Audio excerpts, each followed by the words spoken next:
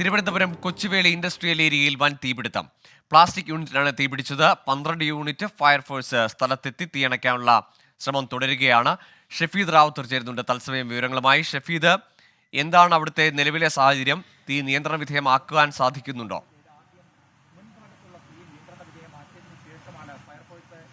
ഗൂഗിള, നിലവിൽ ഇതുവരെയും പൂർണ്ണമായും ഇത് നിയന്ത്രണ വിധേയമായി നമുക്ക് പറയാൻ കഴിയില്ല. നമുക്ക് ദൃശ്യങ്ങളിൽ കാണാൻ സാധിക്കും പവർ പാക്ക് പോളിമേഴ്സ് എന്ന് പറയപ്പെടുന്ന പ്ലാസ്റ്റിക് കംപ്രഷൻ യൂണിറ്റ്, അതായത് ഈ പ്ലാസ്റ്റിക് റീസൈക്കിൾ ചെയ്ത് ഉപയോഗിക്കുന്ന ഒരു യൂണിറ്റാണ്. അവിടെയാണ് കാര്യമായിട്ടുള്ള തീപിടുത്തം ഇന്ന് രാവിലെ 3:50 ഉണ്ടായത്. ഇതിനോടകം തന്നെ ഏതാണ്ട് 15-ലധികം ഫയർഫോഴ്സ് യൂണിറ്റുകൾ തീ അണയ്ക്കാനുള്ള ശ്രമം നടത്തിക്കൊണ്ടിരിക്കുന്നു എന്നുള്ളതാണ് ഏറ്റവും സുപ്രധാനമായിട്ടുള്ള കാര്യം. ഇൻഡസ്ട്രിയൽ ഏരിയയാണ്, തൊട്ടപ്പുറത്ത് ഈ CNG പെട്രോൾ പമ്പ് ഉൾപ്പെടെയുള്ള കാര്യങ്ങളുണ്ട്. ഇപ്പോൾ നമുക്ക് ദൃശ്യങ്ങളിൽ കാണാൻ സാധിക്കും, അതായത് ചെറിയ രീതിയിൽ ചിലയിടങ്ങളിൽ നിന്ന് തീ ഉയരുന്നൊരു സാഹചര്യമുണ്ട്. അതാണ് ഇപ്പോൾ നമുക്ക് ദൃശ്യങ്ങൾ കാണാൻ സാധിക്കുന്നത്. ഇതിന്റെ ഉള്ളിലേക്ക് ഇതുവരെയും ഫയർഫോഴ്സ് ഉദ്യോഗസ്ഥർക്ക് കയറാൻ കഴിഞ്ഞിട്ടില്ല.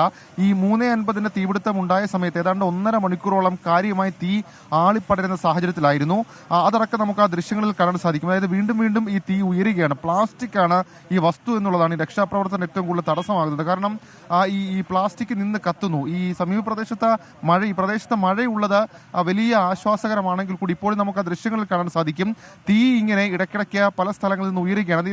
ഈ പ്ലാസ്റ്റിക് ആയതുകൊണ്ട് തന്നെ സ്വാഭാവികമായും പ്ലാസ്റ്റിക് നിന്ന് കത്തുമെന്നുള്ള കാര്യത്തിൽ തർക്കമില്ല. ഏതായാലും ഈ ഫയർഫോഴ്സ് ഉദ്യോഗസ്ഥർ ഈ ഫാക്ടറിയുടെ അകത്തേക്ക് കയറിയിട്ടില്ല. ഇവർ ഈ വശങ്ങളിലൂടെ പോയി തീ അണയ്ക്കാനുള്ള ചില ശ്രമങ്ങളാണ് ഇതിനോടകം നടത്തുന്നത്. നമുക്ക് ഈ ദൃശ്യങ്ങളിൽ കാണാൻ സാധിക്കും ഈ ഹൈറ്റിൽ, അതായത് ഈ ഉയരത്തിൽ കാര്യമായ പ്ലാസ്റ്റിക് ശേഖരം അത് സൂക്ഷിച്ചു വെച്ച് അത് റീസൈക്കിൾ ചെയ്ത് ഉപയോഗിക്കുന്നത്, അല്ലെങ്കിൽ റീസൈക്കിൾ ചെയ്ത ഫാക്ടറി ആയിരുന്നു ഇത്. അവിടെയാണ് ഈ കാര്യമായിട്ടുള്ള തീപിടുത്തം ഉണ്ടായിട്ടുള്ളത്. അതിൽ ഇപ്പോഴും നമുക്ക് ദൃശ്യങ്ങളിൽ കാണാൻ സാധിക്കും വശങ്ങളിലൂടെ ചെന്ന ഈ ഫാക്ടറിക്കകത്തുള്ള ഈ തീ അണയ്ക്കാനുള്ള ശ്രമമാണ് ഇപ്പോൾ ഫയർഫോഴ്സ് യൂണിറ്റ് നടത്തുന്നത്. ഏതാണ്ട് 15-ലധികം യൂണിറ്റുകൾ ചാക്കയിൽ നിന്ന്, അതേപോലെ തന്നെ ഹൗസിംഗ് ബോർഡിൽ നിന്ന് അടക്കം, വിഴിഞ്ഞത്ത് നിന്നടക്കം ഇതുമായി ബന്ധപ്പെട്ട ഫയർഫോഴ്സ് യൂണിറ്റുകൾ എത്തിയിട്ടുണ്ട്. ഇപ്പോൾ കാര്യമായിട്ടുള്ള രക്ഷാപ്രവർത്തനം നടത്തുന്നുണ്ട്. നമുക്ക് ഈ വലത്തേക്ക് ദൃശ്യങ്ങൾ നോക്കിക്കഴിഞ്ഞാൽ സ്വാഭാവികമായും ഈ വശങ്ങളിലൂടെ പോയി ആളുകൾ ഈ തീ അണയ്ക്കുന്നത് നമുക്ക് ആ ദൃശ്യങ്ങളിൽ കാണാൻ സാധിക്കും. കാര്യമായ പുകയുണ്ട്. ഒരു ഇൻഡസ്ട്രിയൽ എസ്റ്റേറ്റ് ആണ്, പ്രത്യേകിച്ച് പ്ലാസ്റ്റിക് കൂടി ആയതിനാൽ സ്വാഭാവികമായും പരിസര പ്രദേശത്തേക്ക് തീ പടരുമോ എന്നുള്ള ആശങ്കയായിരുന്നു. പക്ഷേ ഈ കോമ്പൗണ്ടിനകത്ത്, ഈ ഒറ്റ കോമ്പൗണ്ടിനകത്തേക്ക് തീ നിന്നു എന്നുള്ളത് ഏറ്റവും ആശ്വാസകരമായ കാര്യം. ഏതായാലും വലിയ തരത്തിൽ ജാഗ്രത പുലർത്തേണ്ട ഒരു സാഹചര്യം കൂടിയായിരുന്നു എന്നുള്ള കാര്യത്തിൽ തർക്കമില്ല. കാരണം ഈ രീതിയിലായിരുന്നില്ല ഇത് സൂക്ഷിക്കേണ്ടത് എന്നുള്ളതും ഏറ്റവും പ്രധാനപ്പെട്ട കാര്യം. ഏതായാലും നമുക്ക് ഈ പ്രതികരണങ്ങളിലേക്ക് കൂടി ഇത് കിടക്കാം. ഇൻഡസ്ട്രിയൽ എസ്റ്റേറ്റ് ആയതുകൊണ്ട് കൂടി തന്നെ ഇതുമായി ബന്ധപ്പെട്ട വലിയ കാര്യമായിട്ടുള്ള ഒരു മുൻകരുതൽ അടക്കമുള്ള കാര്യം എടുക്കേണ്ടതുണ്ട്. സാർ, ഇത് ഇപ്പൊ എത്ര യൂണിറ്റ് നമ്മൾ ഇങ്ങോട്ട് വന്നിട്ടുണ്ട് സാറേ? ഇത് ഏകദേശം ഒരു 20ഓളം യൂണിറ്റുകൾ ഭഗീരഥ പ്രയത്നം നടത്തിയാണ് നമ്മളിപ്പം കൺട്രോൾ ചെയ്തത്. പ്രത്യേകിച്ച് തിരുവനന്തപുരം, ചാക്ക, ആറ്റിങ്ങൽ, കഴക്കൂട്ടം, വിഴിഞ്ഞം തുടങ്ങിയ സ്റ്റേഷനുകളിലുള്ള ഫയർ ടെൻഡേഴ്സാണ് യൂസ് ചെയ്തത്. അത് വെള്ളം തീരുന്ന മുറയ്ക്ക് റീപ്ലനിഷ് ചെയ്തുകൊണ്ടിരുന്ന അടുത്തുള്ള CNG സ്റ്റേഷനിൽ നിന്നാണ് വെള്ളം ഫില്ല് ചെയ്തുകൊണ്ടിരുന്നത്. ഇതിൽ പ്രത്യേകിച്ച് നമുക്കൊരു അപകടാവസ്ഥ എന്ന് വെച്ചാൽ നമുക്ക് അകത്ത് കയറി വർക്ക് ചെയ്യാൻ പറ്റാത്തൊരു പ്ലാസ്റ്റിക് കൂടി അത് ഉരുകി കഴിയുമ്പോൾ ഒരു മെൽറ്റഡ് ഒരു ഫോമാണ്. അത് പ്രത്യേകിച്ച് അതുപോലെ തന്നെ ബലക്ഷയമുണ്ട് ബിൽഡിങ്ങിന്. ലാസ്റ്റിൽ ഞങ്ങൾ ഇതേപോലെ ഒരു വർക്ക് ചെയ്തപ്പോഴാണ് ഞങ്ങളൊരു ഫയർമാന് അപകടത്തിൽപ്പെട്ട് മരണപ്പെട്ടത്. അപ്പോൾ അതിന്റെ ഒരു മുൻകരുതൽ എന്ന് പറഞ്ഞാൽ നമുക്ക് അകത്ത് കയറാൻ പറ്റാത്തൊരു സാഹചര്യം ഉണ്ടായിരുന്നു. എന്നിരുന്നാലും നമുക്കുള്ളൊരു അഡ്വാൻറ്റേജ് എന്ന് പറഞ്ഞു കഴിഞ്ഞാൽ ഫയർ ഇതിനകത്ത് തന്നെ ഒതുങ്ങിയിരുന്നു, പുറത്തേക്ക് സ്പ്രെഡ് ആയിട്ടില്ലായിരുന്നു. അപ്പം വേറുള്ള മേഖലയിലോട്ടൊന്നും പോയിട്ടില്ല. അപ്പോൾ അതൊരു പ്ലസ് പോയിന്റ് ആയിരുന്നു. പ്ലാസ്റ്റിക് റീസൈക്കിൾ യൂണിറ്റ് ആണ്. അപ്പോൾ ഈ പാലിക്കേണ്ട പ്രോട്ടോകോളൊക്കെ പാലിച്ചിട്ടുണ്ട്? കാരണം ഈ ഒറ്റ തോട്ടത്തിൽ അങ്ങനെ തോന്നുന്നില്ല. തീർച്ചയായിട്ടും അതൊക്കെ ഇനി നമ്മൾ വിശദമായിട്ട് അന്വേഷിക്കേണ്ടിയിരിക്കുന്നു. ഇവിടെ പ്രാഥമിക അഗ്നിശമന സംവിധാനങ്ങളൊക്കെ കുറവായിരുന്നു. അപ്പോൾ അതുപോലെ തന്നെ ഇവിടുത്തെ ഡംപിങ് രീതിയും ഒക്കെ തന്നെ കാണുമ്പോൾ തന്നെ മനസ്സിലാവുന്നതാണ്.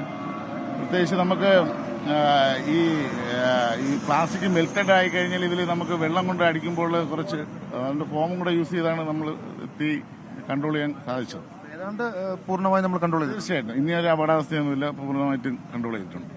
വളരെ ഏതായാലും ഇപ്പോൾ ഫയർഫോഴ്സ് ഉദ്യോഗസ്ഥരാണ് സംസാരിച്ചത്. ഇപ്പോൾ നാട്ടുകാർ കൂടി നമ്മളോടൊപ്പം ചേരുന്നുണ്ട്. ചേട്ടാ, ഇത് എത്ര മണിക്കാണ് ഈ തീ ശ്രദ്ധയിൽപ്പെട്ടത്? 3 മണിക്കാണ് ഉണ്ടായത്. 3 മണിക്കും 4 മണിക്കും ഇടയ്ക്ക് തൊട്ടടുത്തുള്ള സ്ഥാപനത്തിൽ നിന്നാണ് അത് ആദ്യം മനസ്സിലാക്കിയത്. ഉറങ്ങുന്ന തെറിച്ചായിരുന്നു. ഈ ഇവിടുത്തെ ഗ്ലാസ് പൊട്ടി അപ്പുറത്തെ കോമ്പൗണ്ടിൽ വീണു. അങ്ങനെ അത് സൗണ്ട് കേട്ടിട്ട് എന്താണെന്ന് നോക്കാൻ വേണ്ടി അവർ എണീറ്റപ്പോഴാണ് ഇവിടെ ഭയങ്കരമായിട്ട് ഫയർ ആയിക്കൊണ്ടിരിക്കുന്നത്. അങ്ങനെ ഫയർ ആയിരുന്നു തുടങ്ങുന്ന സമയത്തല്ലേ? നല്ല ഫയർ ആയിരുന്നു. ഈ പേപ്പർ ഇത് പ്ലാസ്റ്റിക് അല്ലേ, ഈ പ്ലാസ്റ്റിക് ആയത് കാരണം പിന്നെ പറഞ്ഞു ഇതിന്റെ വീണ്ടും കത്തുമല്ലേ. ഏകദേശം ഒരു 50 യൂണിറ്റ് ഇങ്ങനെ വന്നും പോയി നിൽക്കുകയാണ്. ടോട്ടലായിട്ട് 10 വണ്ടികളുണ്ട്. ഇത് തന്നെ പോയി വന്ന് നിൽക്കുകയാണ്. അപ്പം ഇത് പ്ലാസ്റ്റിക് ഇതപ്പോൾ അണച്ചിട്ട് പോയി 3.5 മണി വരെ അണക്കുകയാണ്. അത് വീണ്ടും ഫയർ ആയിക്കൊണ്ടിരിക്കുകയാണ്. ഇത് പെട്ടെന്ന് തീരുന്ന സാധനമല്ലല്ലോ, ഇത് വീണ്ടും കത്തിക്കൊണ്ടേയിരിക്കും. പ്ലാസ്റ്റിക് കൂടെ കിടക്കുവാണോ? സുരക്ഷാ മാനദണ്ഡങ്ങളൊക്കെ പാലിച്ചെന്ന് തോന്നുന്നുണ്ടോ? കാരണം ഒരു ഇൻഡസ്ട്രിയൽ എസ്റ്റേറ്റ് ആണ്, തൊട്ടപ്പുറത്ത് ഒരു പെട്രോൾ പമ്പ്, ഒരു പമ്പുണ്ട്, CNG പമ്പുണ്ട്. ഉണ്ട്, പേപ്പർ കമ്പനിയുണ്ട്, ഇതിന്റെ അടുത്ത ചെറിയ പേപ്പർ കമ്പനിയാണ്. ഒരു സ്പാർക്കാൽ വീണാൽ മതിയല്ലോ. ഓട്ടോമാറ്റിക് ഫയർ ഫൈറ്റിംഗ് സംവിധാനം ഇവിടെ ഇല്ല. വല്ല സാധാരണ ഇങ്ങനെയുള്ളടത്ത് ഫയർ ഉണ്ടാകുമ്പോൾ ടെമ്പറേച്ചർ കൊണ്ട് തന്നെ സ്പാർക്ക് ഉണ്ടായി തീ അണയേണ്ട സംവിധാനം. ഓട്ടോമാറ്റിക് ഒരു ഫയർ സിസ്റ്റം, കൺട്രോൾ സിസ്റ്റം ഇല്ല. അതുണ്ടായിരുന്നെങ്കിൽ ഇത്രയും രൂക്ഷമാകുമില്ലായിരുന്നു. ഏതായാലും ഇതാണ് നാട്ടുകാരുടെ ഇതുമായി ബന്ധപ്പെട്ട പ്രതികരണം. ഈ ആശ്വാസകരമായ ഒരു കാര്യം, രണ്ട് കാര്യങ്ങളാണ് ഗൂഗിൾ. അതിൽ ഒന്നാമത്തെ കാര്യം, ഈ പ്രദേശത്ത് മഴയുണ്ട് എന്നുള്ളത്, മഴയുണ്ടായിരുന്നു എന്നുള്ളത്, അത് ഈ തീപിടുത്തത്തിന്റെ ആക്കം, അതല്ലെങ്കിൽ ഇത് മറ്റ് സ്ഥലങ്ങളിലേക്ക് വ്യാപിപ്പിക്കാനുള്ള ആ ഒരു ആക്കം കുറഞ്ഞു എന്നുള്ളത് ഏറ്റവും പ്രധാനപ്പെട്ട കാര്യം. രണ്ടാമത്തെ കാര്യമാകട്ടെ, ഇതുമായി ബന്ധപ്പെട്ട് ഈ സംഭവം അറിഞ്ഞ ഉടൻ തന്നെ ഫയർഫോഴ്സ് സ്ഥലത്തേക്ക് എത്തി വശങ്ങളിലൂടെയുള്ള തീ അണയ്ക്കാനായിരുന്നു ശ്രമിച്ചത്. അതും വിജയം കണ്ടു എന്ന് വേണം മനസ്സിലാക്കാൻ. ഏതായാലും ഇപ്പോൾ ഏതാണ്ട് 95% തീ നിയന്ത്രണ വിധേയമാക്കിയിട്ടുണ്ട്. പക്ഷേ പ്ലാസ്റ്റിക് ആണ്, കാര്യമായിട്ടുള്ള പുക ഉയരുന്നുണ്ട്. ഇടയ്ക്കിടയ്ക്ക് ചില സ്ഥലങ്ങളിൽ നിന്ന് തീ വീണ്ടും വരുന്നുണ്ട്. അത് ഒരു പക്ഷേ ഒരു ചെറിയ ആശങ്കയെ നിലനിൽക്കുന്നുണ്ടെങ്കിൽ കൂടി നമുക്ക് ആ ദൃശ്യങ്ങളിൽ കാണാൻ സാധിക്കും. ആ ഫാക്ടറി പൂർണ്ണമായിട്ടും, ആ കെട്ടിടം പൂർണ്ണമായും കത്തി നശിക്കുന്ന ഒരു സാഹചര്യം. അതിന്റെ ടോപ്പ് അടക്കം, റൂഫ് ടോപ്പ് അടക്കം, അതേപോലെ തന്നെ കെട്ടിടത്തിന്റെ മറ്റു വശങ്ങളടക്കം കത്തി നശിച്ചു. കാരണം പ്ലാസ്റ്റിക് ആയിരുന്നു. പ്ലാസ്റ്റിക് ഇങ്ങനെ കത്തുമ്പോൾ അത് ഈ വശങ്ങളിലേക്ക് കൂടി പടരുന്ന ഒരു സാഹചര്യമുണ്ട്. പക്ഷേ ഈ കോമ്പൗണ്ട് വിട്ട് പുറത്തു പോയിട്ടില്ല. തൊട്ടപ്പുറത്തൊരു പേപ്പർ മില്ല്, ഏതാണ്ട് മീറ്ററുകൾക്ക് അപ്പുറത്തേക്ക് CNG ഗ്യാസ് സ്റ്റേഷൻ, അതടക്കമുള്ള കാര്യങ്ങൾ ഉണ്ട് എന്നുള്ളതും ഏറ്റവും പ്രധാനപ്പെട്ട ഒരു കാര്യമായിരുന്നു. കടുത്ത പുക ഉയരുന്നുണ്ടല്ലോ, ആ പ്രദേശവാസികൾക്ക്, ആ പ്രദേശത്തുള്ളവർക്കൊക്കെ ഒരു ബുദ്ധിമുട്ടാവുന്ന തരത്തിലേക്ക് അത് മാറുന്നുണ്ടോ?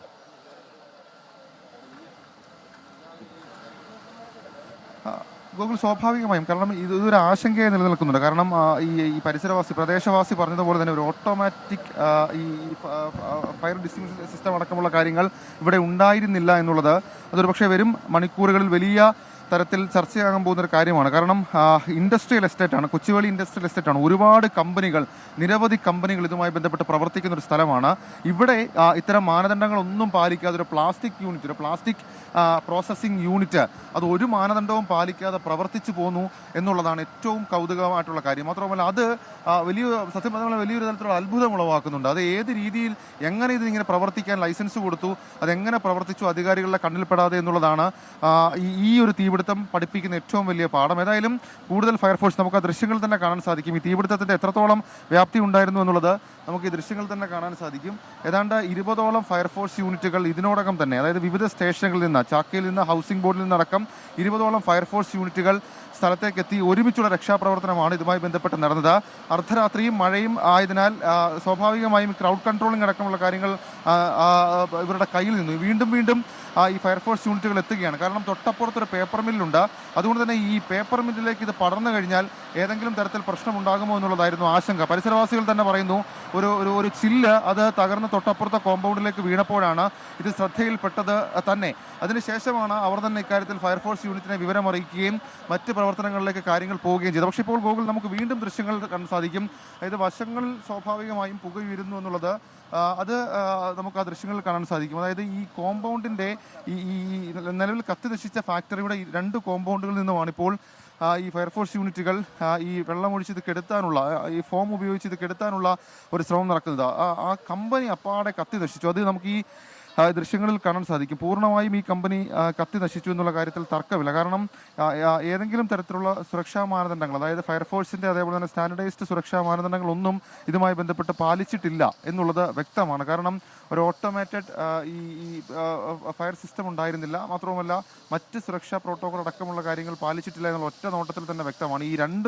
ഈ ഫാക്ടറിക്കുള്ളിലേക്ക് വരുന്ന ഒരൊറ്റ വഴിയായിരുന്നു. ആ വഴിയിൽ 2 ഭാഗത്തും വലിയ തരത്തിൽ, വലിയ ഹൈറ്റിൽ ഇതുമായി ബന്ധപ്പെട്ട ഈ പ്ലാസ്റ്റിക് ഇങ്ങനെ അടുക്കി വെച്ചേക്കുന്ന കാഴ്ചകൾ, അതടക്കം പ്രോട്ടോകോളിന് വിരുദ്ധമാണ്. അതല്ലെങ്കിൽ സുരക്ഷാ മാനദണ്ഡങ്ങൾ പാലിച്ചിരുന്നില്ല എന്നുള്ള കാര്യം ഉറപ്പാണ്. ഏതായാലും ഏതാണ്ട് 20ലധികം ഫയർഫോഴ്സ് യൂണിറ്റുകൾ, ഫയർഫോഴ്സിന്റെ വലിയൊരു പ്രവർത്തനം, അതടക്കമുള്ള കാര്യങ്ങൾ കൊണ്ട് കഴിഞ്ഞ 3 മണിക്കൂറിലധികം സമയമെടുത്തുകൊണ്ട് ഇപ്പോൾ ഈ തീ നിയന്ത്രണ വിധേയമാക്കാൻ കഴിഞ്ഞിട്ടുണ്ട്. ഈ കൊച്ചുവേളി ഇൻഡസ്ട്രിയൽ എസ്റ്റേറ്റിലെ പ്ലാസ്റ്റിക് പ്രോസസ്സിംഗ് യൂണിറ്റിലായിരുന്നു ഈ തീപിടുത്തം ഉണ്ടായത്. ഇപ്പോൾ ഏതാണ്ട് 95% തീ നിയന്ത്രണ വിധേയമായി. പക്ഷേ അപ്പോഴും ഈ പ്ലാസ്റ്റിക് ആണ് എന്നുള്ളതാണ്, ഈ പ്ലാസ്റ്റിക് കെട്ടിടത്തിന് ചുറ്റും നമ്മൾ ഒരു കുന്നോളം എന്ന് പറഞ്ഞാൽ അതിശയോക്തി ആവില്ല. അത്രയ്ക്ക് പ്ലാസ്റ്റിക് ഇങ്ങനെ അടുക്കി വെച്ചിട്ടുണ്ടല്ലോ പുറത്ത്.